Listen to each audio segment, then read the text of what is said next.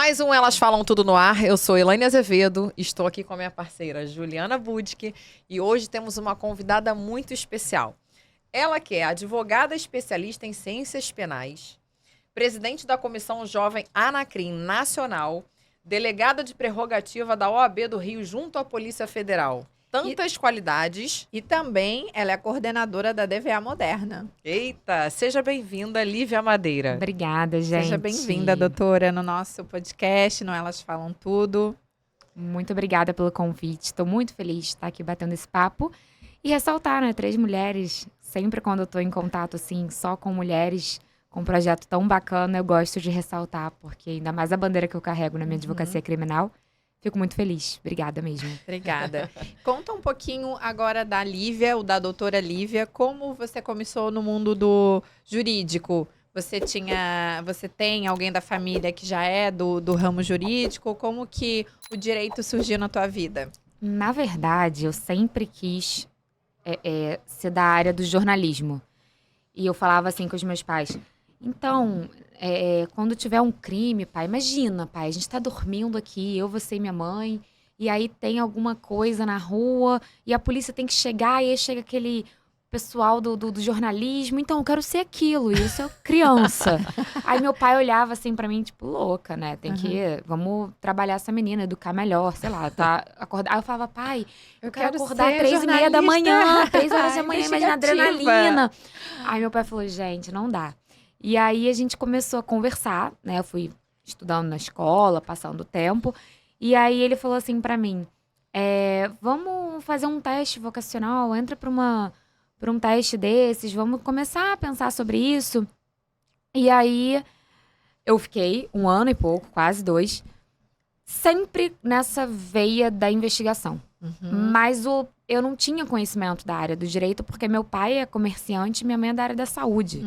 Então, assim, eu não tinha uma referência da área do direito. Não tinha. A única pessoa que, naquela época, eu tinha de referência era o meu tio, que era da UF, professor de direito da UF. Mas, assim, era um contato que fugia da prática. Era um acadêmico, enfim. E aí, eu continuei na psicóloga, fazendo esse teste vocacional. E aí, meu pai sentou um dia comigo. Meu pai, o sonho dele era ter feito engenharia, então ele, primeira filha, falou, será que vai realizar o meu sonho de fazer engenharia? Aí ele sentou comigo e falou assim, filha, então, isso em 2000 e alguma coisa, assim, 2010, 11. Ele sentou comigo e falou assim, então, a profissão do momento, eu descobri a profissão do momento, eu sentei com ele, 16 anos, senta aqui. Eu sei que você não gosta muito de matemática, de física, de química, mas tem uma engenharia que eu acho que é a sua cara e é a profissão do momento. Eu falei, fala, pai. Engenharia ambiental. Eu falei, Deus me livre, pai. Pelo amor de Deus. Não, pelo amor de Deus, não dá. E aí a gente começou... Aí ele viu que eu era irredutível com, assim, áreas ligadas a exatas. Não era a minha praia. E ele falou o seguinte, ele começou a conversar com a minha mãe sobre isso, pra me ajudar. E eu fazendo esse teste vocacional, ele falou, vamos... fazer um levantamento, então, pra gente apresentar a Lívia alguma coisa ligada à área de humanas. Aí, um outro dia, ele me chamou e falou, então, esse jornalismo que você tá falando, ele esbarra um pouco na linha de investigação. E a investigação, de certa forma, esbarra também no direito. Aí, eu lembro que ele ele fez um documento pra mim, assim, área do direito. E aí, pegou várias sub-áreas que o direito iria me proporcionar. Se eu quisesse, por exemplo, entrar, assim, na área da perícia, se eu quisesse fazer concurso público, se eu quisesse advogar, trabalhar no civil, no criminal, no empresarial, etc, falência e etc. Nossa, mas eu adorei teu pai. Gente, super dedicado. Instrutor da vida. Total. E aí, eu acho que ele teve esse tato, porque ele não teve a oportunidade que ele estava me dando. Então, meu pai não tem no nível superior. E ele falou, a primeira filha minha, eu tenho que fazer algo que realmente então eu ele consiga... Ele tava super empenhado. Super. E aí, ele me apresentou a área do direito no final. Foi quase no final daquela épocazinha que você tem que escolher pra fazer vestibular e tal. Saiu o meu teste vocacional. E aí, eu lembro que a psicóloga chamou eu, meu pai e minha mãe. E ela, numa reunião. E aí, ela falou, então... Saiu o teste da Lívia e tal, muito preciso. E eu assim, gente, o que vai acontecer? O que vai dar? Que eu vou... Aí deu o jornalismo investigativo. Que era o que eu fiz. Sério? Eu fiz, eu sou Gente. jornalista investigativa. E aí, meu pai, ele ficou branco, assim, minha mãe olhando, falou assim, e agora? Como é que a gente vai rebater um especialista? E aí, eu acabei indo para a área do direito, assim, por muitas conversas, assim, que meu pai falou, olha, no direito você também pode ter esse contato com a linha de investigação. Pode ir pro E criminal. já que o direito tem esse leque maior, faz o direito, que de repente, assim, depois, se você Sim. não gostar, tu Tu migra vai pro pra outra Eu jornalismo. super concordo, Lívia. Eu falo que o direito tem um leque de coisas. Jornalismo é só jornalista e ponto final. O direito você pode fazer concurso público, pode atuar como você Inclusive, atua. você é dono de cartório agora, né? Que antigamente não podia. Agora só quem Agora- tem, só quem é do ramo do direito pode fazer concurso para cartório. Pois é. E era essa a linha, a narrativa do meu pai era essa. E aí eu fiz o direito e eu entrei assim. Eu gosto de direito penal, gosto de direito processual penal. Era a linha que eu gostava e era aquilo Mas que me desde a apaixonava. primeira Desde fase, o primeiro tu já dia da faculdade. quero direito penal. E era só dali a um ano e meio que Um tu ano ia e meio, estudar. 2 anos e meio. Porque a minha faculdade eu tive direito penal, assim, no final dela. Mas eu tinha paixão em, assim, ver série ligada à área de investigação. eu também sempre tive essa veia Tudo. meio Ler investigativa, livro, super, criminalista. Super. O meu avô, que eu não conhecia, materno, ele foi delegado de polícia. Então, eu escutava minha avó falando das histórias. Que ele participou de algumas operações que hoje, né, quando eu conto, você relembra aquela época e tal. E eu tinha um pouquinho dessa memória afetiva, assim, embora eu não tivesse contato com ele. Mas a minha avó, que eu tive muito contato, me passava essas histórias. Minha mãe também. E aí eu falava pra todo mundo, não, eu gosto muito de penal. E aí as pessoas falavam, durante a faculdade tu vai... bandido. Você vai mudar. Tu vai mudar, É. tu vai conhecer outras matérias e tal. E eu ficava só, ok. E aí eu costumo dizer que eu entrei na faculdade apaixonada por penal e saí quase que casada. Porque hoje o meu marido, ele é advogado criminalista e foi o meu professor na OAB. Então, assim, de direito penal e processo penal. Que legal. E aí eu falo, gente, lá atrás alguma coisa já dizia Já que tá. realmente o meu caminho... O teu caminho já tava Era trilhado. E aí, no primeiro ano, pós-faculdade, eu fiquei naquela de fazer concurso público. Vou estudar. E aí, eu já tinha passado na OAB, já tava me relacionando com o meu atual marido, enfim. Da área do direito. E aí, eu comecei a ver como que a advocacia, ela também abria para, no caso, para quem escolhesse advogar, algumas questões que, de repente, o concurso público não ia me abrir. Por exemplo, a liberdade geográfica. Eu posso trabalhar Em qualquer lugar qualquer que a lugar. gente esteja. Exatamente. Entre outras questões também. E aí, apareceu um dia um caso pra mim, pra eu acompanhar na delegacia. Nunca vou me esquecer disso. Era Isso você fazia faculdade ainda? Não, eu já tinha me formado. Fiz a OAB, passei na OAB e aí eu comecei a estudar pra concurso. Mas eu não tinha muito gás para estudar para concurso, porque no concurso eu precisava pelo menos ser mediana em todas as matérias. Eu fiz uma faculdade totalmente voltada para o penal e direito processual penal. Então, quando tinha aula, por exemplo, de empresarial, Tu não prestava atenção. atenção, eu queria era para fazia jogos pra passar, jurídicos, só pra passar. exatamente. Eu fazia parte da parte da Comissão lá de jogos jurídicos. Eu ia fazer VT na época dos jogos, no lugar que ia ser os jogos. Mas, assim, o penal e o processo penal eu super acompanhava, queria ser monitora e tal. E para concurso público, você não Saber precisa ser de todas. excelente em todas. Basta você ser mediano. Mas e aí? E para ser mediano em direito empresarial? Não rolava. E aí, paralelo a isso, eu vi o meu marido advogando, eu conheci um pouquinho mais da prática da advocacia criminal.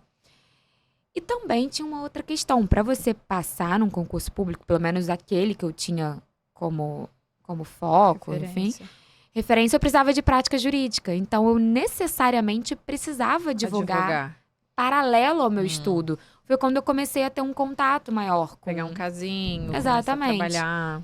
E aí, até que chegou o primeiro caso criminal, e aí eu lembro que eu liguei pro meu pai e falei, pai, vou ter que ir na delegacia do Catete. Aí meu pai, Meu Deus, minha filha. eu não criei minha filha pra isso, meu Deus do céu. Eu falei, pai, calma, ali no Catete, é tranquilo, nona DP, tá. Expliquei tudo pra ele. E aí eu lembro que ele chegou pra mim e falou assim, mas você vai falar com o delegado 3 horas da tarde? Eu falei, pai, tu acha que a delegacia funciona que horas? Existe um expediente, existe um cartório dentro da delegacia. É porque não é muito, assim, eles não têm muito esse contato com delegacia, eles têm mais contato na televisão, por exemplo, O com que passa na judiciário, televisão, né? Enfim, cartórios ligados a uma vara criminal, por exemplo, não a delegacia. E aí eu expliquei e acabou que eu até apresentei um pouco desse mundo, assim, pra eles. Pro seu pai. Na época eu morava com eles. E aí, desde esse primeiro caso, eu falei, não, Viu que era É isso que eu tu queria quero. é isso fazer. que eu quero.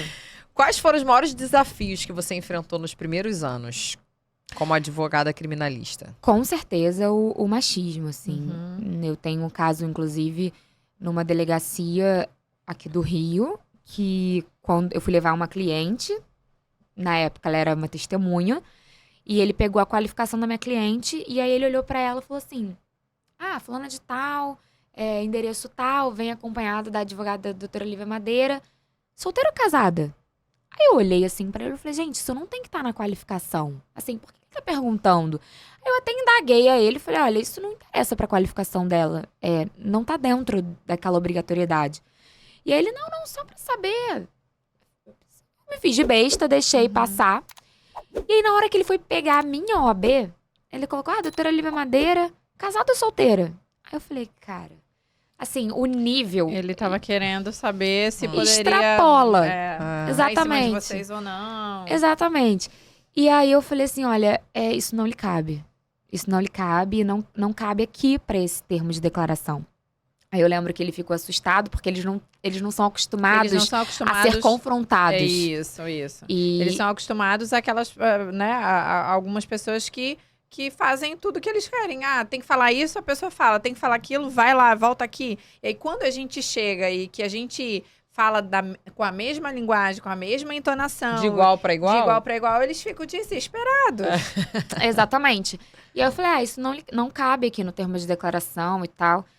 E aí eu lembro que quando eu saí, eu fiquei lá com a situação, e a testemunha prestou depoimento. Quando eu saí, eu lembro que na época já tinha Instagram e tal, eu abri o Instagram e ele tinha pedido pra me seguir. Ah. Aí eu falei, assim, não dá. Profissionalismo zero, né? Zero. E ele era o inspetor do caso, olha a situação pra mim. Porque eu poderia simplesmente negar ou bloquear. É. Mas o contato que eu ia ter naquela delegacia quando eu retornasse seria Era com ele. Uhum. E eu falei, cara, isso é muito ruim pra mim. Uhum. Aí eu lembro que eu voltei, na época era uma delegada que tava. Eu solicitei que, na época não era inquérito ainda, era VPI, que fala, verificação preliminar. Pedi que fosse colocado com outro inspetor ou inspetora. E na redistribuído. época a delegada acabou instaurando o inquérito, então saiu dele de toda forma. E aí eu lembro que ela foi super sensível e solícita, e aí ela colocou como uma inspetora mulher. E aí eu falei, que bom, Ufa. porque é um conforto, né? É. Até pra eu exercer Sim. meu trabalho. E quando você começou a levantar essa bandeira de falar sobre violência doméstica, em trabalhar nessa área do direito, claro, você do direito criminal, você atua com outras áreas também, mas você levanta uma bandeira muito forte sobre a violência doméstica, sobre as mulheres. Na verdade, eu acho que isso chegou até... Não foi algo que eu premeditei, por exemplo. Que eu falei, não, eu quero estudar, ou eu estudo muito violência doméstica e quero casos ligados à violência doméstica. Não, foi ao contrário. Na verdade, eu pensei numa comunicação acessível, principalmente nas minhas redes sociais. Então, eu lembro que quando eu fiz lá minhas redes sociais, eu cheguei pra equipe que estava me assessorando e falei, olha, eu quero usar tons mais claros, eu quero tirar umas fotos com roupas menos sofisticadas, formais. Eu quero algo que a pessoa bata o olho em mim e fale, eu consigo falar com ela. Eu não vou passar por 4, 5 pessoas antes de chegar até ela. Mas não foi intencional pra cair na violência doméstica. Foi algo muito mais pensando em como eu gosto de me comunicar. Então, quando a pessoa fala, doutora Lívia, quando é colega, principalmente, falo, não, dispensa doutora, meu nome é Lívia, tá tranquilo, não precisa da formalidade excessiva. Óbvio que quando tem um cliente, faz parte, né? Até porque existe ali um trato entre contratante e contratado, ok. Mas entre colegas, eu abro super mão do doutora antes do meu nome. E isso foi algo que eu pensei na questão da comunicação acessível.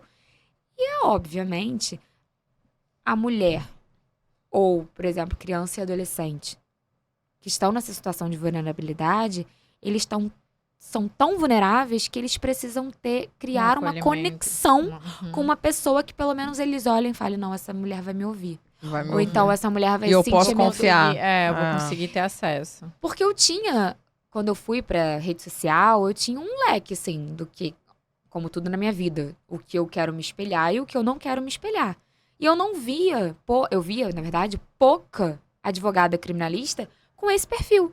Eu via muita advogada criminalista, Preto, vermelho, aquela coisa assim muito... o escarpão vermelho, É. aquele negócio preto, breaking news, lá, Uhum. aquilo que assusta. Eu falei, gente, os meus pais são sempre os ratinhos do meu laboratório. Uhum. O meu pai, ele com certeza, se ele estivesse passando por uma situação dessa, que precisasse de um advogado criminalista, ele iria preferir uma pessoa acessível. Ele não iria gostar, por exemplo, de ir em contato com uma advogada ou advogado que tivesse esse perfil de distanciamento, ele já tá numa situação muito ruim. E a pessoa ainda fica ali nos holofotes, no vermelhão, no pretão. Isso iria assustar mais ainda a pessoa que já está passando, seja como vítima, seja como problema. suposto autor do fato. Uhum. O suposto autor do fato também, eu brinco que ela tá numa situação extremamente delicada porque ela precisa que alguém acredite nela de alguma forma a ponto de que ela não sofra mais constrangimentos. Uhum. Então ela precisa também ter Desse uma conexão. acolhimento. Uhum. Total. Como que é lidar com a pressão e o estresse inerentes à advocacia criminal? Então, eu acho que você vai me entender melhor do que a Ju. Eu tenho uma cachaça. Eu não bebo, assim, eu bebo Álcool. super socialmente. Não sou muito fã. Mas eu falo que eu tenho uma cachaça. Minha cachaça é o carnaval. Então, quando eu tô muito estressada, eu coloco um samba enredo, assim, que eu gosto muito. Eu vou pro YouTube e começo a ver um samba maravilhoso, um desfile que eu gosto. Quando tá na época ali, a partir de outubro, eu começo a ir para as quadras, porque é uma coisa que eu me identifico. Inclusive, Elaine Azevedo, ela desfilou no carnaval em 3 escolas. Eita! Exatamente. E eu nasci, na verdade, na Sapucaí, praticamente. Porque eu tô na Sapucaí desde os meus 7 anos de idade. Eu já tenho 30, então, assim, todo carnaval eu tô lá. Independente se eu tô desfilando ou assistindo, mas eu vivo aquela atmosfera. Porque minha família tem uma escola de samba. Então, eu participo ali, Qual principalmente que é a escola de samba? Acadêmicos do Cubango. Ah, que legal! E aí, eu participo desse pré. Uhum. Então, eu já fui porta-bandeira, eu já fui ala das crianças, eu já fui presidente de ala, eu já fui harmonia. Chegou um tempo que meu pai pediu pra eu Você ajudar. já foi fascista mirim, Lívia? Passista mirim, não. Eu ficava na dúvida se eu ia ser passista ou porta-bandeira. E aí meu pai falava, filha, treina os dois. E aí minha mãe falava, não, vai mais pra porta-bandeira, porque é diferente. Suas amigas gostam mais de sambar, isso faz uma coisa diferente. Todo mundo quer estar na frente da bateria. Aí eu falei, tá bom. Aí eu fiquei 5 anos como porta-bandeira na Cubango. Mas participando, em geral, de todos os dias ali da Sapucaí, seja o grupo especial, seja o grupo de acesso. E aí teve uma época que meu pai pediu ajuda, eu já era advogada, pra ajudar no jurídico da escola. E aí foi muito legal, porque foi um outro olhar pro carnaval, porque eu fiz o alvará das crianças pra elas desfilarem. Que então legal. eu tive o contato com a vara da infância. Porque a gente olha aquelas crianças, tem criança que desfila na comissão de frente, tem criança pequenininha que vem do lado do intérprete simulando que tá sendo intérprete, o filho, às vezes um sobrinho. Tem, às vezes, a própria Beija-Flor, se eu não Já me engano. teve uma criança que veio como rainha de bateria. Rainha de bateria, a Raíssa, que era antiga. Começou com 12 anos. 12 anos. É. E aí a gente tem um regulamento que a gente precisa seguir. Então, por exemplo, bateria. Bateria você não pode ter criança, você só pode ter adolescente. E aí, às vezes, tem, nesse caso da Cubango, tinha o filho de um diretor, era o mascote da bateria. Ele tinha 7 anos. Mas ele tocava muito. Não, ele era. Ele meio que ele fingia. fingia, e era tá. a Globo, quando ele chegava, ia todo mundo, depois levava ele lá pra aquele estúdio pra entrevistar, e é uma graça. E aí eu tinha que fazer um alvará específico pra ele, contar que a mãe estava presente no desfile, que o pai era diretor, que ele ia a todos Pra os poder ser ensaios, liberado pra entrar na que Sapucaí. era um alvará específico, não era o alvará da escola. Então, Aham. assim, quando eu tive esse Tu viveu contato, momento também. é muito legal. E concentra, assim, pelo menos o do Rio de Janeiro, concentra o alvará de todas as escolas, em todas as Uma escolas, vara só. em uma vara. Então, o juiz é mega carnavalesco, a promotora é mega... Todo mundo entende aquela dinâmica, é muito Aham. legal. A gente faz uma reunião com o juiz e com os comissários lá na... Que é a vara da infância e da juventude, é na esquina do Sambódromo. A gente faz uma mega reunião com todos os advogados das escolas, na pré-carnaval. Muito, muito legal. Ai, que delícia. Mas você já teve algum caso criminal que você pensou em abandonar o barco? Ah, sim, sim. Eu trabalho com todos, vamos colocar aqui, né? De delitos, infrações e tal. Mas teve um caso Já que fez júri? júri não, mas eu estudo e já participei de bancadas, mas Sim. nunca foi o meu caso. O teu júri. O meu júri, não. Mas não seria algo que eu dispensaria, né? Sim, Porque tem sim. advogados que têm essa cartilha e tá tudo bem. Uhum. Não tem. É porque eu não tenho. Eu vou do latrocínio ao crime sexual, a crimes Já contra a pegou honra. estupros. E como foi, cortando, já aproveitando o gancho, como foi depois, pra você responder, como foi o teu primeiro estupro, a tua família? A minha Mãe quase me deserdou a primeira vez Não, que o meu eu pai peguei um. primeiro. Aham. O meu pai, ele falou assim. Ele sempre usa essa frase: eu não criei filha pra isso, É, meu minha mãe, Deus. meu Deus, minha filha, como assim?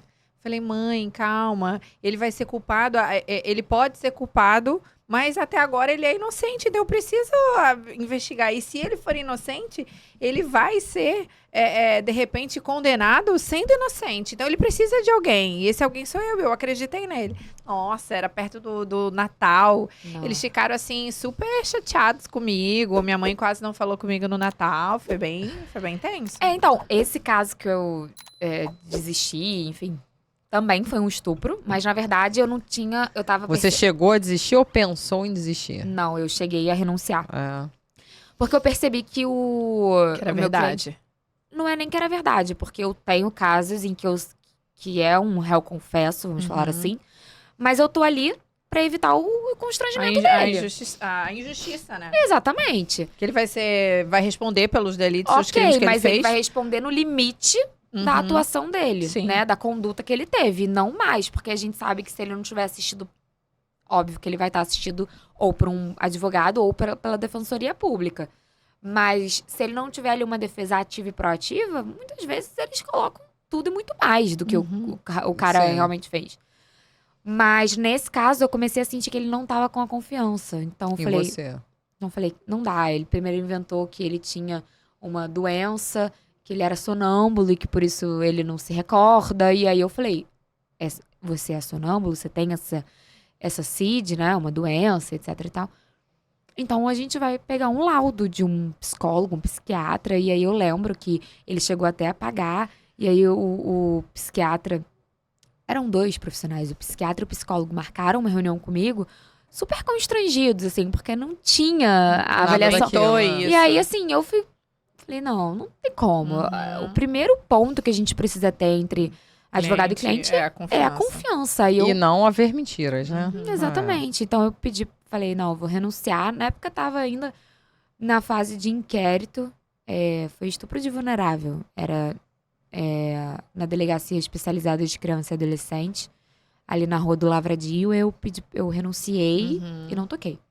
E, Lívia, agora falando um pouco sobre um assunto super importante, que é a conscientização sobre a violência doméstica da mulher. Conta um pouquinho pra gente sobre essa conscientização. Assim, eu costumo dizer que a gente tem que furar a bolha, né? Porque quando a gente fala de violência doméstica, a gente pensa naquela lesão corporal. A gente só pensa... Não A é. gente não, né? Mas digo... Não É pensa na comum verbal, só é isso? pensar- Na verbal. Não pensa na verbal, não pensa na psicológica, não pensa na processual. Existem outras formas de violência. A patrimonial A também. patrimonial também, exatamente. Então a gente precisa ter essa conscientização. Furando a bolha. Uhum. Quebrando essa máxima de que violência é só violência, É só a lesão. agressão, é só Exato, agressão. exato. Eu falo que é a violência sangrenta, não é só a violência sangrenta. E aí a gente tem que, na verdade, desmistificar para desconstruir. Porque às vezes até a autoridade que está naquele caso, ele tem aquela parte conservadora dele de não enxergar. Ontem eu estava até despachando com um procurador, que me atendeu super bem. Foi assim, um despacho bem bacana, que eu consegui expor ali a situação do caso. Se tratava de uma violência psicológica. Mas se você analisasse um recorte da vida daquela mulher, era uma linha muito tênue, porque você olhar e falar, será que Ela não tá... Será que ela não tá exagerando? Será que... Mas se você pegasse vários episódios e construísse uma colcha de retalhos, que é assim que eu gosto de elucidar a situação, seja para a autoridade, seja para a própria vítima, seja para o advogado do suposto autor quando entra em contato comigo, Se você pega os recortes, né, essas situações, e monta a colcha de retalho, fica muito claro a violência que essa mulher está sofrendo. E eu costumo dizer que quando ela tá nessa constância de violência psicológica, ela muitas vezes entra na violência processual. Porque para ela conseguir os direitos dela, ela precisa a todo momento se expor e recorrer ao judiciário. Quando essa mulher tem um filho com esse agressor, só piora, porque aí entra processo de guarda, entra visitação, aí entra muitas vezes ação de suprimento, porque ela quer levar o menino para viajar e Ele não ele não deixa, ela quer fazer uma cirurgia no menino e o pai não... Sabe, umas coisas que extrapolam o limite da violência psicológica, que hoje já é um tipo penal, embora recente, é um tipo penal, é um crime, violência psicológica, mas ultrapassa a ponto de você ter a dinâmica da violência processual também, porque a mulher ela precisa ficar se revitimizando a todo momento que ela recorre ao judiciário. Imagina que ela sofre de violência psicológica, ela tem uma investigação, ela tem uma medida protetiva por conta da violência psicológica, mas ao mesmo tempo ela tem uma ação de guarda, porque eles discutem a guarda daquela criança, daquele menino ou daquela menina. E aí ela quer viajar com aquela criança e o pai não deixa. E aí muitas vezes ela precisa de uma outra ação, que é uma ação de suprimento, para ter ali aquela chancela ou não, se ela vai viajar ou não. E aí na ação de suprimento, para ela justificar por que ela tá entrando com aquilo, ela precisa de certa forma reviver todo o caso. Então assim, eu costumo dizer que hoje os meus casos, na esmagadora maioria do escritório ativos, são de violências não sangrentas, são de violências que não são violências físicas. São as violências psicológicas, as violências morais que esbarram nos crimes contra a honra, injúria, calúnia, difamação. Porque faz parte do ciclo de violência muitas vezes. A mulher se acostuma com aquela dinâmica e não se enxerga como vítima. E não vê que ela tá ela não se enxerga, vítima, ela vê não. até na televisão os casos de violência doméstica. Ela debate sobre violência. Nela, Mas Mas ela em não casa, se olha como vítima de violência doméstica. Isso é muito complicado. Olivia, explica pra gente como as vítimas de violência doméstica podem buscar ajuda legal. Então, quando uma mulher ela sofre a violência doméstica, seja de qual forma for, ela precisa buscar uma ajuda. E essa ajuda legal, eu costumo falar que ela pode ir na DEAN, mas ela pode também ir numa outra delegacia. Ela não tem essa obrigatoriedade De ir numa delegacia da mulher.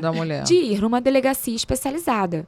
Ah, Lívia, mas e aí? Pode ser que a delegacia da circunscrição ali, por exemplo, a delegacia que não é uma DEAN, vou imaginar aqui, na Barra da Tijuca, ela vai na delegacia do Recreio, que não é uma DEAN. A delegacia do Recreio vai pegar esse registro de ocorrência e de forma interna É lá na Taquara, né? Não vai tem fazer a uma remessa. DEAN na Taquara? É no tanque. Tanque. Tanque. É. Exatamente. Vai fazer a remessa para a DEAN de forma interna. A mulher ela não tem que ter essa preocupação. E ela se ela já se dirigir a essa delegacia entendendo esse direito que ela tem, eu acho que na narrativa dela fica muito mais claro isso. E quais são os principais tipos de violência da mulher contra a mulher e como a gente pode identificar? Você que é especialista. Então, a gente tem a violência física, eu tô aqui falando que existe a psicológica, existe a processual, por exemplo, mas a violência física ainda é uma forma de violência, assim, gritante que a gente tem contra as mulheres. A lesão corporal, por exemplo, é um crime dentro desse contexto de violência física contra a mulher. A gente tem a violência psicológica. Na Lei Maria da Penha, a gente tem 5 formas. Mas a lei, ela não restringiu que pudessem haver outras formas de violência. Por exemplo, a violência processual. Ela não está na Lei Maria da Penha, mas é uma forma que os tribunais já vêm entendendo como forma de violência doméstica. Você acredita que a violência física começa na verbal? Eu acredito que a violência física é o estopim para aquela mulher procurar uma ajuda. Porque já tive relacionamentos assim, o meu ex-namorado me xingava e minhas amigas falavam. Até a Juliana também falou, se ele já te xinga dessa forma, com tanto pouco tempo de relacionamento, daqui a pouco ele vai estar te batendo. Porque é o ciclo de violência. Eles começam com raiva, aquele momento de tensão, aí vem um aumento da tensão. E aí daquelas palavras começam mais agressivas, começam os gritos. E aí, daqui a pouco, começa o tapa na mesa. Do tapa na mesa, começa o tapa no braço. Do tapa no braço, começa a faca. Puxão. Exato, puxão de cabelo.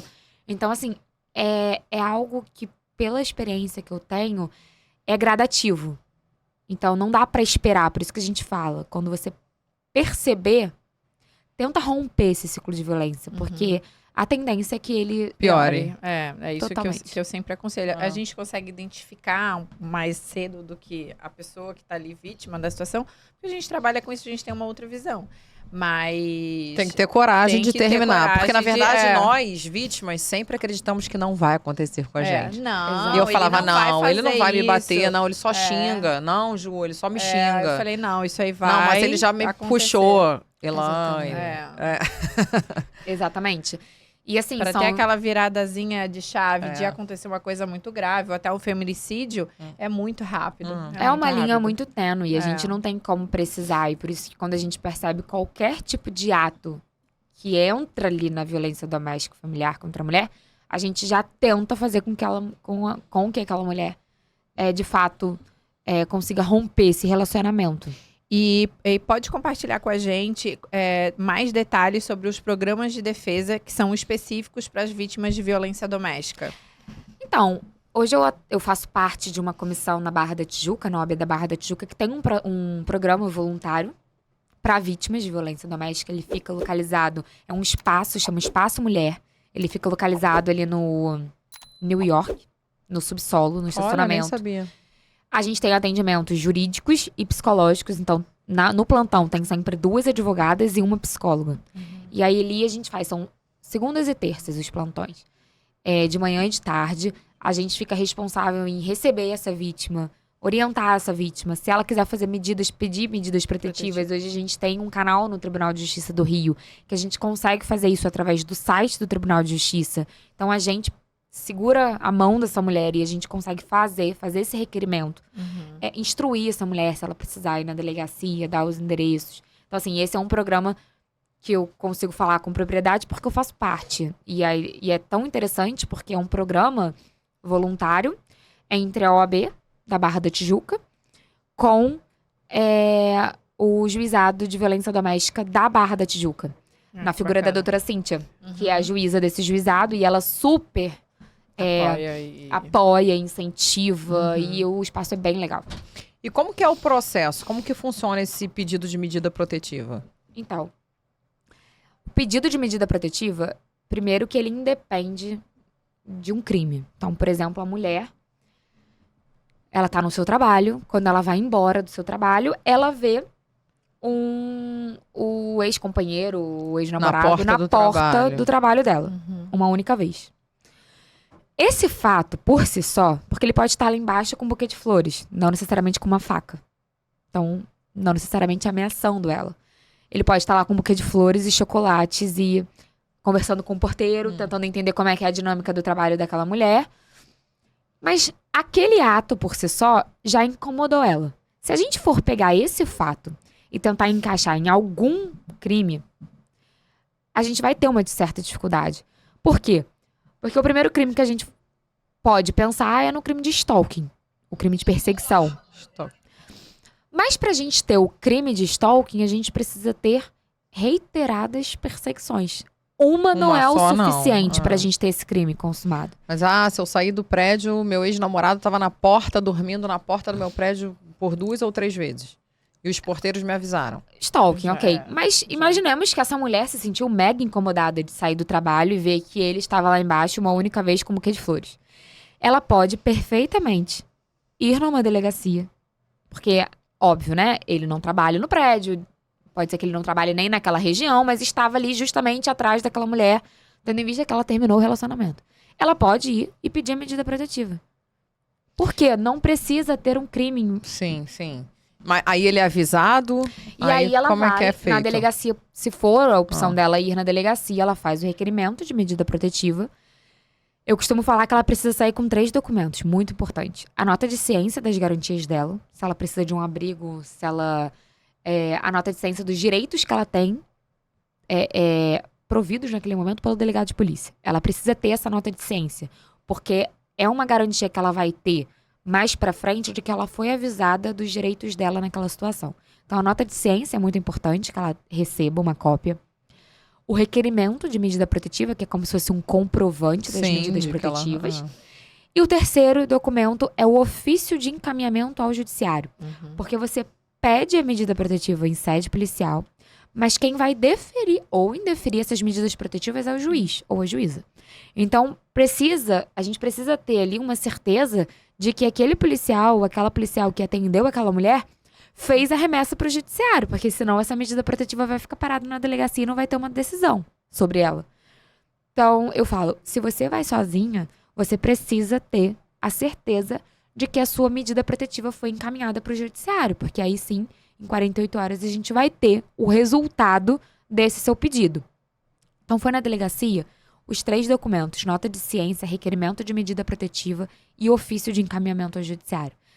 Ah, Lívia, mas eu não quero ir na delegacia. Será que tem um meio mais fácil de eu pedir uma medida protetiva? No Rio de Janeiro, a gente tem. No Rio de Janeiro, a gente tem através do Tribunal de Justiça do Rio de Janeiro, que disponibilizou o Maria da Penha Virtual. É autoexplicativo.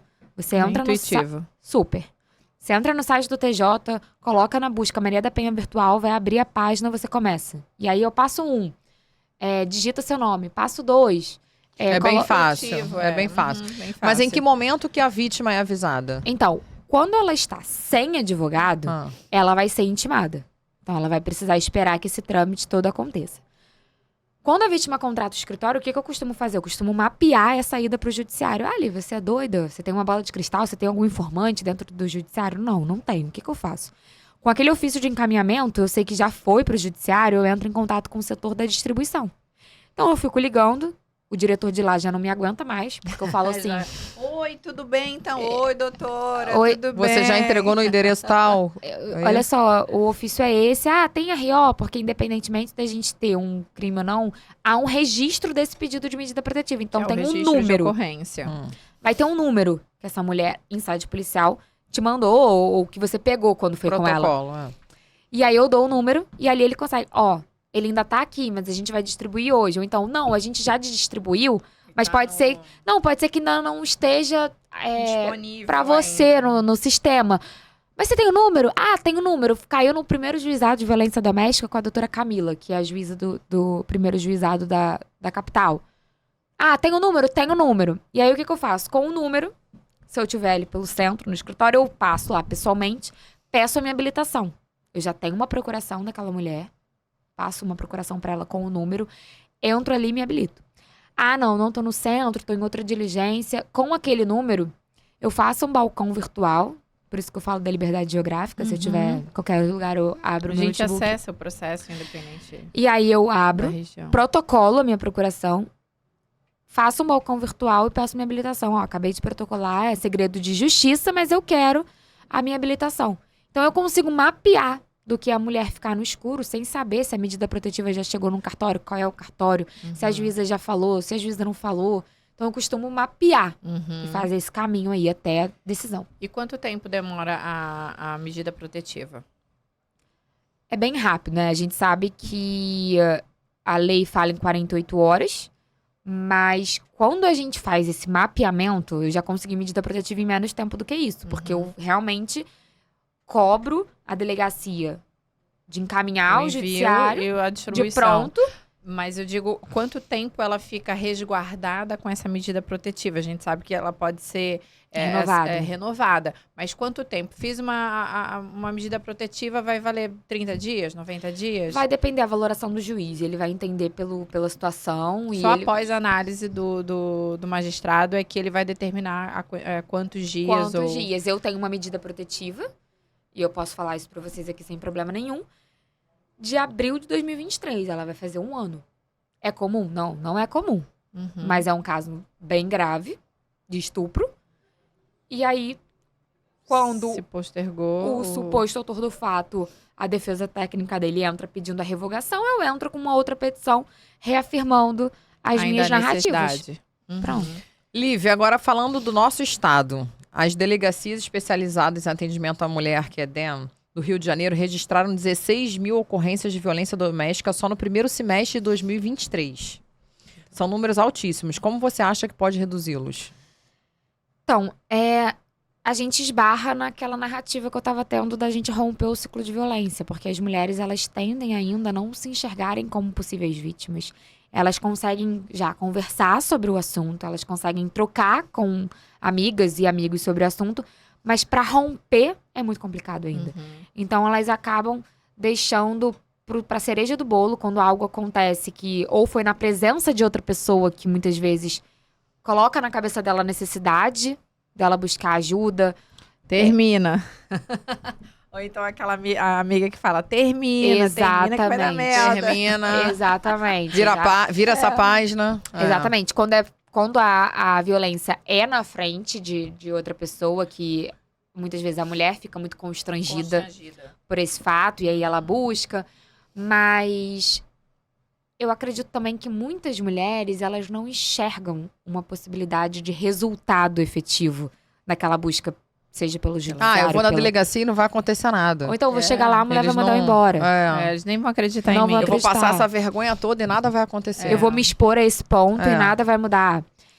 Outras Eu preferi terminar. Então, outras têm a questão também